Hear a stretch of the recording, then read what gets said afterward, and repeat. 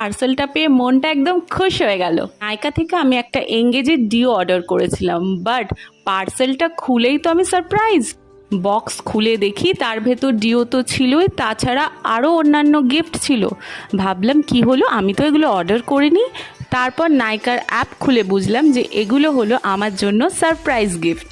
আসলে যারা যারা নাইকা থেকে মাঝে মধ্যে অর্ডার করে, তারা নিজেদের বার্থডে মান্থে যদি নাইকা থেকে কিছু অর্ডার করে, তাহলে নাইকা সেই কাস্টমারকে as a birthday gift Nykaa Prive birthday surprise বলে কিছু গিফট পাঠায়।